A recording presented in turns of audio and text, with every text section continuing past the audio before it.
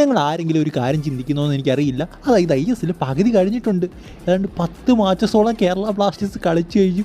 അതിൽ നിന്ന് നേടിയത് 11 പോയിൻറ്റുകൾ മാത്രം.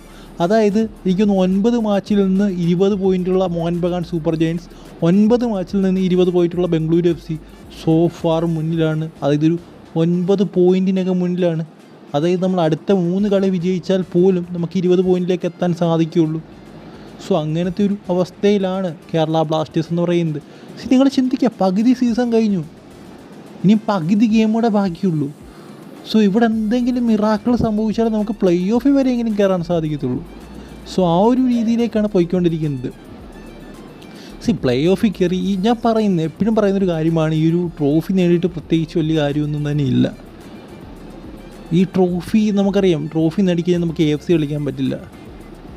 അത് നമ്മൾ ഷീൽഡ് തന്നെയാണ്. എല്ലാവരും ഇപ്പോൾ പ്ലേ ഓഫിൽ കയറണം, ട്രോഫി അടിക്കണം എന്നുള്ളൊരു മെൻറ്റാലിറ്റിയിലാണ് എല്ലാ കേരള ബ്ലാസ്റ്റേഴ്സ് ഫാൻസും.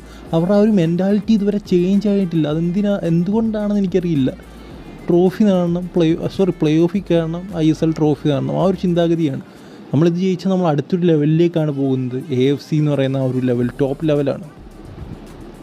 സോ അതാണ് നമ്മുടെ ലക്ഷ്യം എന്ന് പറയുന്നത്. ബട്ട് സ്റ്റിൽ നമുക്ക് എന്താ പറയുക, ഷീൽഡ് വിജയിക്കാൻ പറ്റുമെന്ന് എനിക്ക് തോന്നുന്നില്ല ഇനി അങ്ങോട്ട്. കാരണം ടഫാണ്. ഇനിയും നമ്മളൊരു 75% അല്ലെങ്കിൽ ഒരു 80% ഇനിയും കളിക്കാൻ പോകുന്ന മാച്ച് വിജയിച്ചാൽ മാത്രമേ നമുക്കൊരു ഷീൽഡ് റേസിലേക്കൊക്കെ പോകാൻ പറ്റത്തുള്ളൂ. അല്ലാതെ പക്ഷം നമുക്ക് ഷീൽഡ് റേസിന് സാധിക്കില്ല. പ്ലേ ഓഫിൽ തട്ടിമുട്ടിയും ചിലപ്പോൾ കയറാം, ചിലപ്പോൾ കയറാതിരിക്കാം. അങ്ങനത്തെ ഒരു സാഹചര്യമാണ്. ഞാൻ പറയുന്നത് ഇത്രയാണ്. എത്രയും പെട്ടെന്നൊരു കോച്ചിങ് പൊസിഷനിലൊരു ചേഞ്ച് കൊണ്ടുവരിക. മിഗാൽ സ്റ്റെറ ഒരു നല്ല കോച്ചല്ല. അദ്ദേഹം ആ ഒരു സൈഡിൽ കിടന്ന ആറ്റിറ്റ്യൂഡും അദ്ദേഹത്തിൻ്റെ ബഹളമൊക്കെ കണ്ട് എല്ലാവരും വിചാരിക്കും അദ്ദേഹം ഭയങ്കരമാണ്. ബട്ട് റിയാലിറ്റി എന്ന് പറയുന്നത് അദ്ദേഹത്തിന് ഒന്നും പിച്ചിലേക്ക് പ്രാവർത്തികമാക്കാൻ പറ്റുന്നില്ല. നല്ല ടീമുണ്ട്, എല്ലാവരും ടീമിനെ കിടന്ന് കുറ്റം പറയുവാണ്. നമ്മുടെ ടീം അത്യാവശ്യം ബെസ്റ്റ് ടീമാണ്. നിങ്ങൾക്കറിയാം ഹീസ സിമനസ്, എനിക്ക് അദ്ദേഹത്തെ ഒരു ഫെറാൻ കോറ പോലെയാണ് തോന്നുന്നത്. ഫെറാൻ കോറോ അന്ന് കളിച്ച പോലത്തെ ഒരു പ്ലെയർ പോലെയാണ് തോന്നുന്നത്. അതുപോലത്തെ ഫിനിഷിങ്ങാണ്.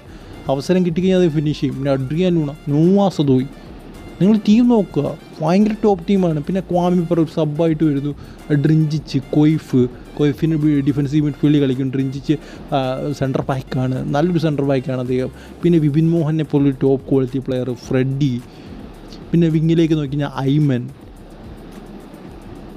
സോ ഇത്രയും ക്വാളിറ്റി ഉള്ളൊരു ടീമാണ്. ഡിഫൻസീവ് മാത്രമേ ഉള്ളൂ ചെറിയൊരു പ്രശ്നം എന്ന് പറഞ്ഞാൽ. അവിടെ ഏതെങ്കിലും ഒരു നല്ലൊരു താരം കൂടി വന്നാൽ തീരും. എന്നാൽ പോലും ഫോർവിപ്പാമുണ്ട്, പ്രീതം കോട്ടാലുണ്ട്, ബിജോയുണ്ട്, സഹീഫുണ്ട്, ഐബാൻ ഡോഗ്ലിക്കും. ഐബാഗിനൊക്കെ എന്താ പറയുക, സെൻറ്റർ ബാക്ക് കളിക്കാൻ പറ്റുന്നൊരു താരമാണ് ഐബാൻ ഡോഗ്ലിക്ക്. സോ അങ്ങനെ കുറേ താരങ്ങളുണ്ട്. പ്രശ്നങ്ങൾ സ്റ്റിൽ ഞാൻ നോക്കുമ്പോൾ ഒരു പ്രശ്നമില്ല ഈ ഒരു ടീമിൽ. എനിക്കൊരു മിഡ്ഫീൽഡ് ഒരു പ്ലെയറോടെ വേണം, റൈറ്റ് ബാക്ക് പൊസിഷനിൽ ഒരു പ്ലെയറോടെ വേണം, സെൻറ്റർ ബാക്ക് പൊസിഷൻ ഒരു പ്ലെയറോടെ വേണം, അത്രേ ഉള്ളൂ. അതില്ലെങ്കിൽ ഒരു നല്ല കോച്ചുണ്ടായിരുന്നെങ്കിൽ മാനേജ് ചെയ്യാൻ പറ്റുന്ന ഒരു ടീമാണ് ബ്ലാസ്റ്റേഴ്സ് എന്ന് പറയുന്നത്. സോ ഞാൻ പറയുന്നത് പ്രശ്നം മിഗാൽ സ്റ്റെറയുടെ കയ്യിൽ തന്നെയാണ്. എന്തായാലും നമ്മൾ പകുതി സീസൺ കഴിഞ്ഞു, അതെല്ലാവരും ഓർക്കുക. 10 കളി കഴിഞ്ഞു, 11 പോയിൻ്റ് മാത്രം.